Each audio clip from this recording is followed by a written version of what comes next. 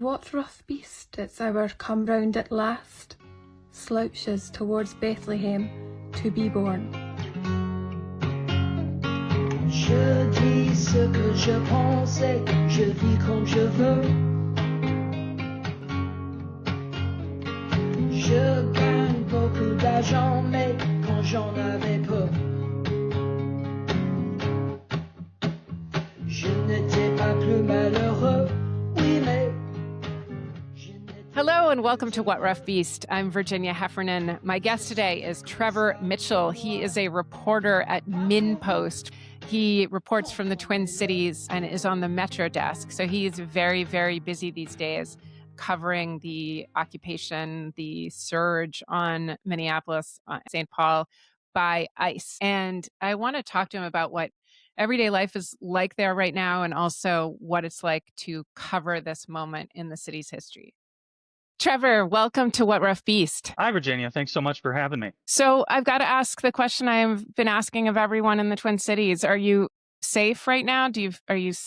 Yeah, we are, or at least I certainly am safe. It has been a pretty chaotic couple months, but at least personally, I felt pretty thankful to have felt relatively safe as one can feel. Do you work from home mostly? Do you stay home or do you move around? I would say that I've tried to come into our office relatively frequently. You know, I've been on the ground a couple times at some of the protests, some of the scenes. I was there pretty soon after Renee Good was shot and killed at the scene there and at the vigil that was held for her later that day. So I've been in both pretty chaotic scenes and, you know, for the vigil, what was a pretty, hopeful and widespread positive scene given the circumstances. Yeah, I mean, people will, for decades and maybe even centuries to come, document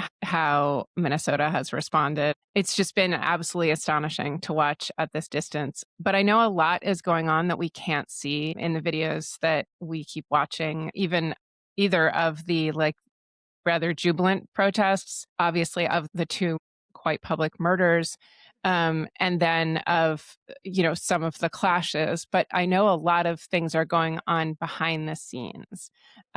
You've written about just such an amazing range of responses. So you've documented mothers who are literally handing their children to volunteers and seniors protesting in chapel pews because it's not safe for them to be in the cold. So tell us more about the small kind of logistics, unglamorous logistics that make this kind of mutual aid actually function in a city. Yeah, that's been one of the cool things from working here at MinnPost has been, we really try to focus on that, behind the scenes sort of second level aspect of this stuff. And yeah, as I've come on, and my theoretical beat is the Metro reporter, but it has pretty much been how does the Metro responding to this series of incidents over the past couple months. So yeah, just reaching out and talking to people, like the people bringing up these mutual aid networks and sort of creating these from the ground up. There's so many stories of that. There's almost too many to even name, and it feels like every publication that's out here covering has found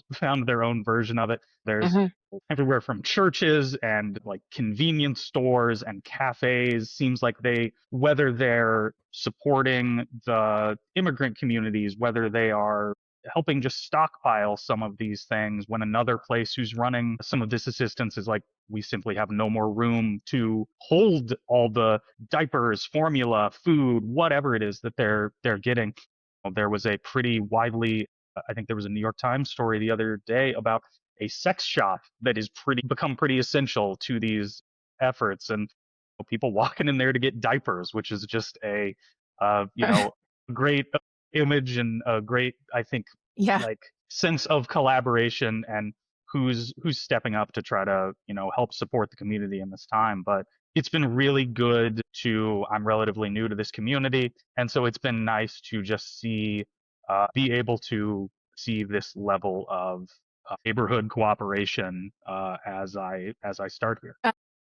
I mean, some of the stuff we seem to have practiced doing in the pandemic I know that especially moving to remote school was something that happened fairly on after this Operation Metro surge after ICE invaded the city. What's going on with the schools? Yeah, that's actually been another thing that I've been looking at recently. St. Paul, the second of the Twin Cities, has recently looking at some pretty staggering attendance numbers. We actually had a story where we looked at recent attendance numbers, and there was a day where more than half of the students who speak Spanish at home were Hmm. absent from school. Obviously a lot of the rhetoric has been around the Somali community in some ways, but if you look at the attendance numbers, Spanish speaking communities have been really seem like they're taking a significant brunt of the concern. And there were an immediate or relatively quick move to take St. Paul to the option of virtual schooling. Hmm. Minneapolis did a similar thing, I believe. They announced a week or two ago that they had the option to go to remote schooling for until February 12th. St. Paul has an option where, again, as you said, from the pandemic, in St. Paul, there's a widespread available option of virtual school that Hmm. anyone can choose at any time. So that's been there and available. The It's been very clear that a lot of people do not feel safe sending their children to school. And, even as we talked about these mutual aid networks, I think there's sometimes that it's like, even, if someone else is helping my kid get to school, I just may not feel Hmm. safe with that option as well. I was listening to Chris Hayes, the MSNBC MS Now host, talking about being out there, and he said there are not a lot of stories to be told with cameras, like for television. Print media is much better because the reason we mostly see white people on camera is that if you're brown or black, if you speak Spanish, you are often trying to stay out of and keep your children out of harm's way, to give up the position of those people or to give up the where food drops are going on or where remote school is going on, is to put your neighbors at risk. So the attracting the cameras to the white protesters is somewhat deliberate. And that's meant that print media has been left to cover, in some ways, the realer story. Has that been your experience? I think so. I definitely, to be very candid, there's been a lot of people who don't feel comfortable talking. You reach out as we try to talk to schools and what are the effects on this? Understandably, a lot of schools I think they don't want to bring a lot of attention to themselves. As you ask, like, hey, can you talk about the effect that ICE operations are having on your schools? It's very understandable that some superintendents or other employees are simply just not interested. I don't think they want to be the name in there that comes to Yeah. that somebody reads, and if something happens there a couple days later, who knows if it was because you spoke up on something. So Yeah. there's been a lot of that, and yeah, I think it is easier to obviously convince someone to share their story with you if they know, hey, my face isn't going to be on television. And Mhm. that's always been true in journalism, certainly, and has always been one of the benefits I've found if you're trying to convince someone to talk to you about something, of here that nobody's going to be able to see you, and you can obviously always have your discussions about anonymity and what have you. But yeah, it's been a real concern, but it has been something where some people have felt comfortable talking, who I think if it was a camera on their face and them being on TV and potentially shared on social media in either a Right. positive or a negative way, that's not a concern that is arises for them. So it has been something that you try to take advantage of as best you can, but some people are still going to be frightened, and some people don't even want their name out there. And I think there's a lot of stories that aren't going to be told simply because people are too frightened to speak about them. Yeah. In fact, we were encouraged, lots of journalists were encouraged not to try to sort of force immigrants to tell their stories just on these grounds. It's interesting because there's probably never been so many cameras running at all times in Minneapolis. And yet there also has to be a lot of secrecy and a lot of privacy and a lot of hiding, because surveillance is also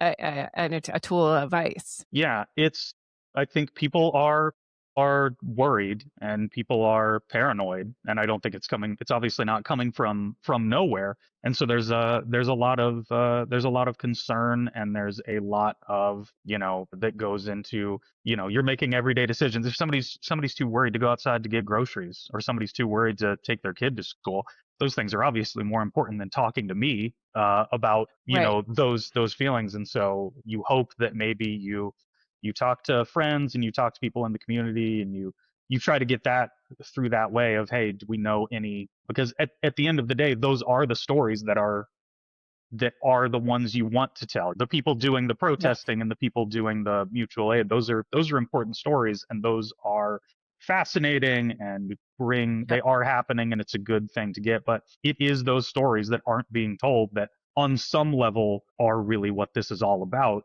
but they're also Right. the most challenging to get, simply because of the people who have them. So tell us a little bit about your relation to Minneapolis. I know that it was soon after the ICE agents came, officially December 4th or something like that, or they started rolling in earlier. And you came to the MinnPost pretty close to that same date. Yeah, I started on December 1st. I had worked at a newspaper in South Dakota for about the last Okay. decade.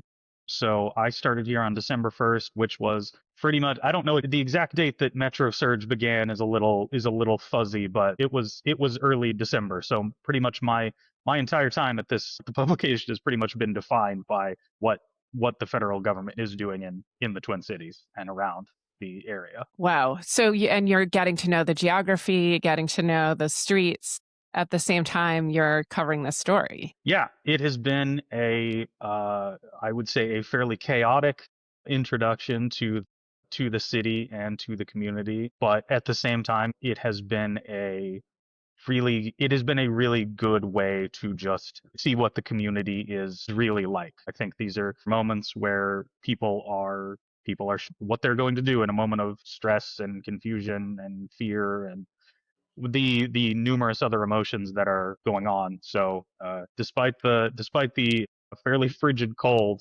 that's been going on, it has been really just heartening to watch the community have fairly clear stances on what's going on. And it's always Mhm. just exciting to be able to tell stories about people who are passionate about anything.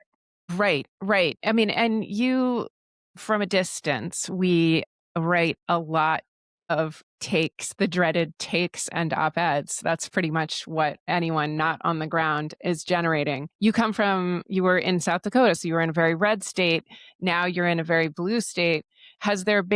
What have been the politics of covering this out there? I mean, is any reporter writing any kind of both sidesism? Are there op-eds defending ICE? I haven't seen any coming out of Minneapolis. Or is there a fair amount of consensus that feels like what it looks like, which is a siege? In the Twin Cities area specifically, you mean? Looking for, yeah, Yeah. I think the Twin Cities and the metro area is pretty united on that. You go look at, there's a huge number of suburbs around the area, ranging from Maple Grove to Adena to Bloomington. And if you go to any of their websites, it's pretty much every one of them almost has the same language that Minneapolis or St. Paul does, of, we support our immigrant neighbors, our police do not enforce federal immigration laws, et cetera, et cetera. Hmm. There's certainly parts of Minnesota up in the more rural areas where they have obviously some different beliefs on this. There was a story that was somewhat maligned on social media about some New York Times reporters who visited a bar in a more rural area of Minnesota called, like, the Pickle Barrel or something, and did sort of one of the local diner stories that people sometimes find Right, frustrating. right. So Yep. there's definitely not no one in Minnesota, even politicians, who disagree with this or have frustrations. But I think especially after Alex Preddy was shot and killed, even on the federal level, there's been pretty clear that there was a fairly strong national turn on.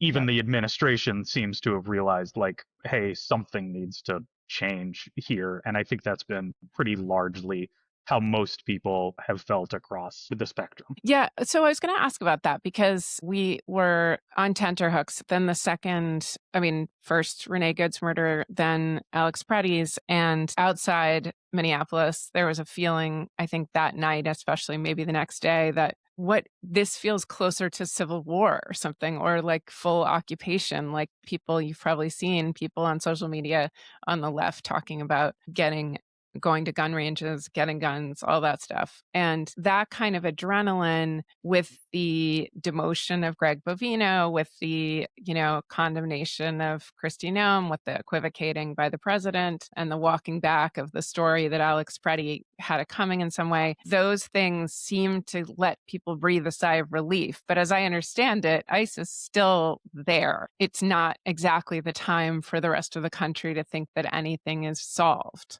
Does that feel true?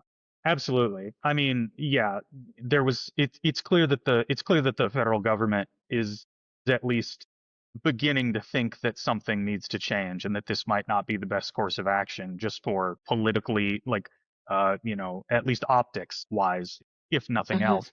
But there are still thousands of federal agents in the metro area, in the state. ICE activity is still being widely reported. As a metro reporter, I'm most focused on like local government, and some of the most active people in the ICE Watch community have been Minneapolis council members who are out there every single day getting tear gassed, getting shoved by ICE agents, sharing fundraisers, keeping people up to date. They are on the ground relatively daily, some of them. And so they are still sharing stories of this. I would not say that people talked about, will Tom Homan be a shift from Greg Bovino? Right. And there was sort of a discussion of, is he less interested in the big flashy stuff and more interested in the actual criminal element? Maybe that's true, maybe it isn't. I can say from seeing the reactions of people online, ICE activity is still continuing in the city. I don't think that has stopped in any way because of Bovino and perhaps some agents left. And I believe at a press conference, Tom Homan said that 3,000 agents are still here, which is more or less the number we've been hearing for months. Right. Good to know. So Donald Trump said a couple days ago that de-escalation will happen when, and this was in his usually distorted way, so it was hard to follow the logic, but will happen when basically Minnesotans acknowledge what a great service he's done to the state by removing what he says are thousands of stone cold criminals, including murderers. I think that is his phrase. I decided to look up to see how they've been doing on what Stephen Miller says, 3,000 deportations a day that he wanted to be doing, or arrests a day, which they obviously have not accomplished. And also how many people with criminal records, because the most visible acts of violence by ICE have been toward American citizens without criminal records. So it's hard to see if they really are rounding up these dangerous criminals. And on DHS's own site. So it's a little different on ice.org, but in this very, very exaggerated language where they talk about aliens and use all their dog whistle language, they still, on the DHS site, could only come up with eight undocumented immigrants who had committed crimes, and some of those crimes were passing bad checks, and none of them were murder. So I think that the idea that Minnesotans are ever going to say, thank you, Mr. President, our dear president, for helping us with like getting rid of this crime problem is not going to happen.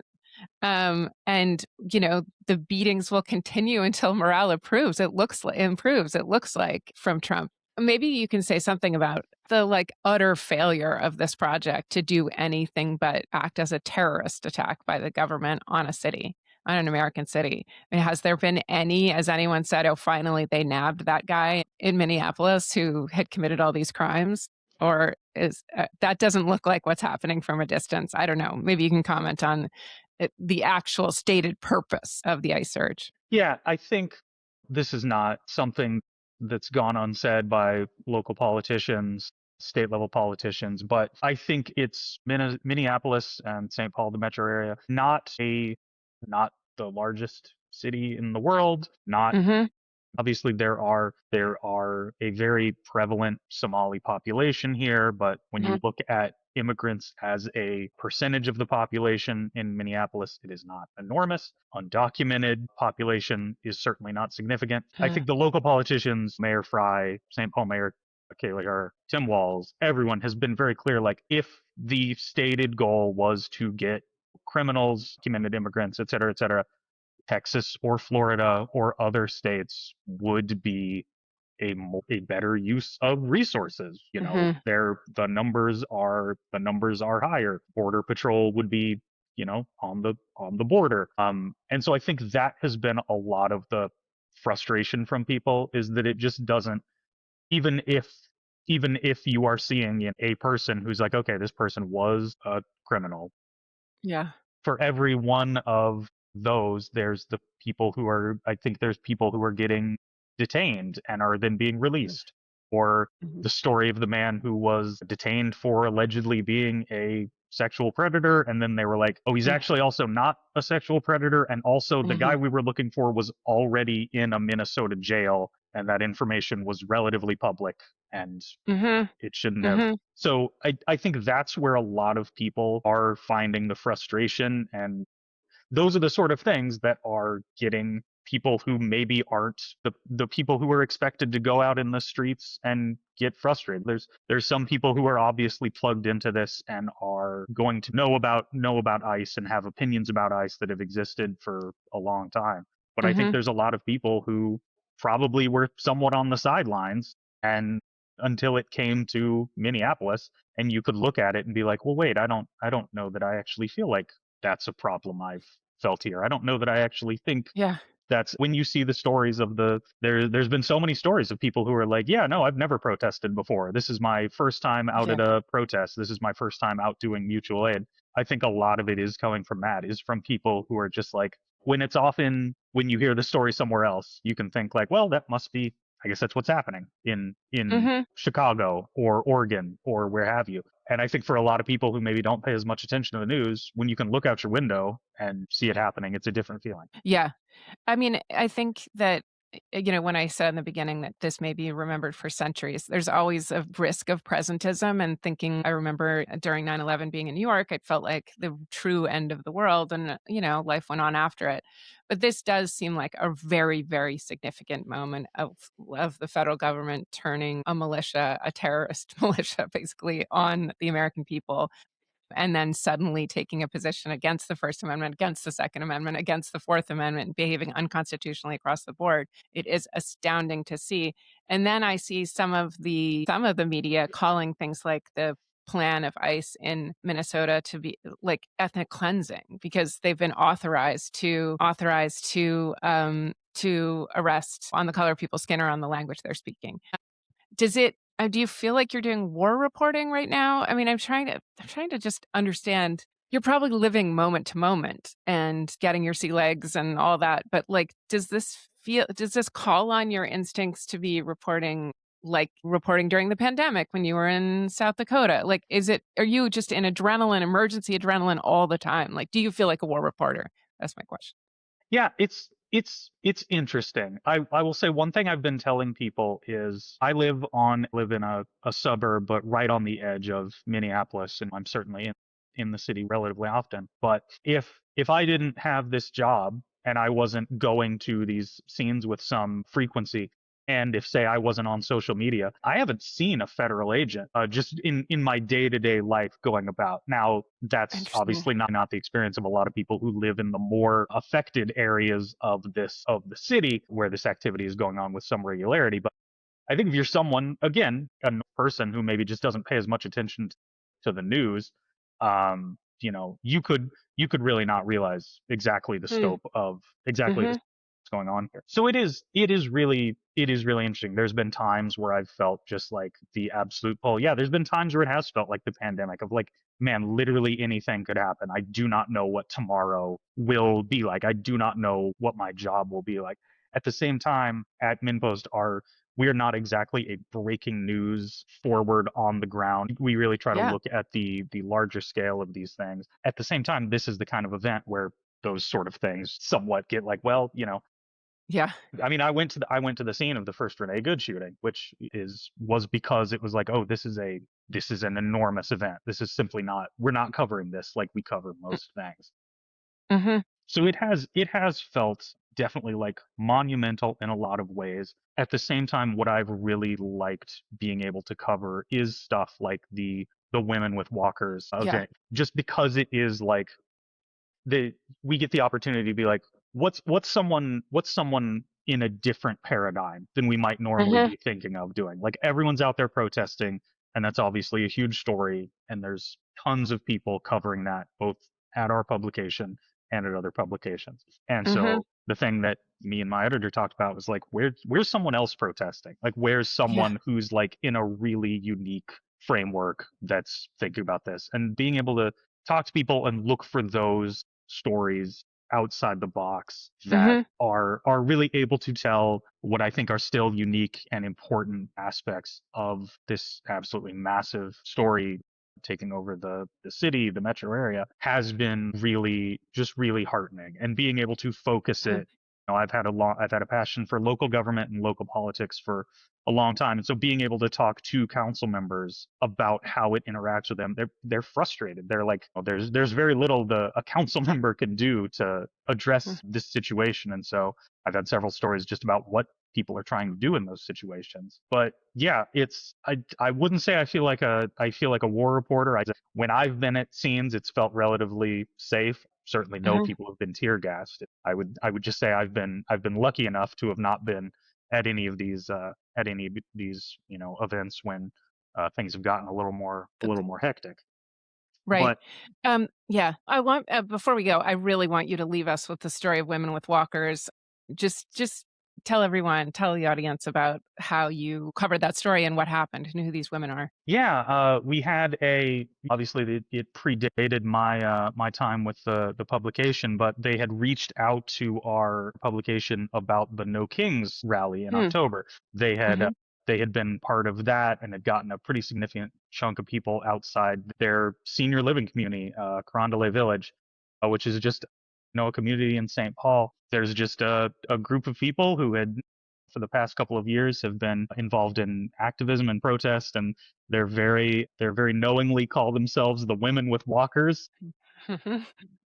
And so, we went out there and talked with a couple of folks who had just like really fascinating stories about protesting back to the Vietnam War. I spoke with one woman who was talking about how she was at the march on the Pentagon in Mm-hmm. DC in like 1967, and she would just tell me about how she climbed a barbed wire fence and was thinking about, okay, what do I do if I get to the Pentagon? And then she was like, Mm-hmm. I think I'm going to climb back over the fence. I don't actually know what the next step would be. But it was a lot of people who, whether they said this was their first time protesting, whether it was something they'd been doing since the late 60s, they just, when it's a negative 20 wind chills outside, Mm-hmm. there's some people who aren't going to be safe going outside, even if they might want to. So they held an informal prayer community at their chapel in their senior living community, and it was very unique. It was different from going out and seeing young people protest. It's no less passionate, no less avid, but different. There were people who were talking about, especially in a religious community, there were people being like, I think we need to pray for the president. I disagree with him and what he's doing, but I think we need to pray for everyone involved in this.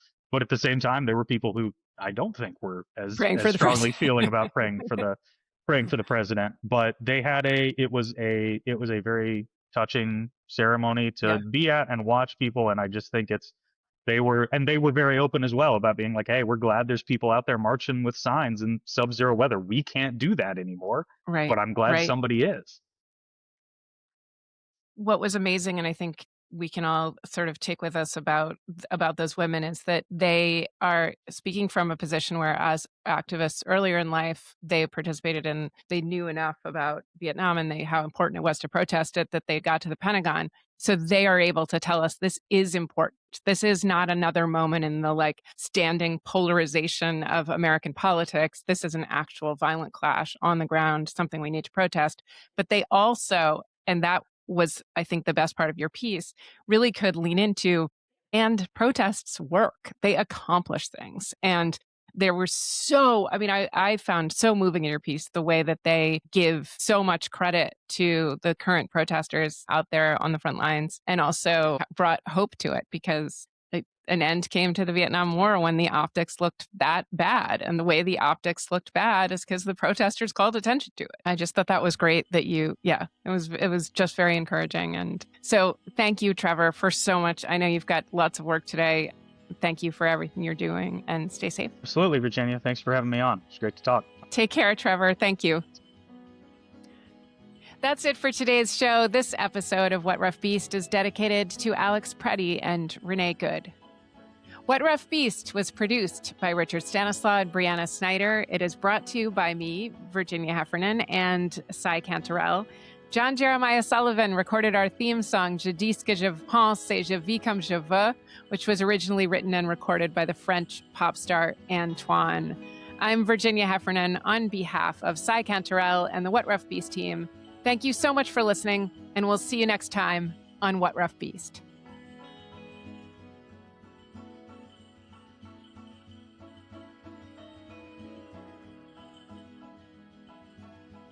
All right. Yay.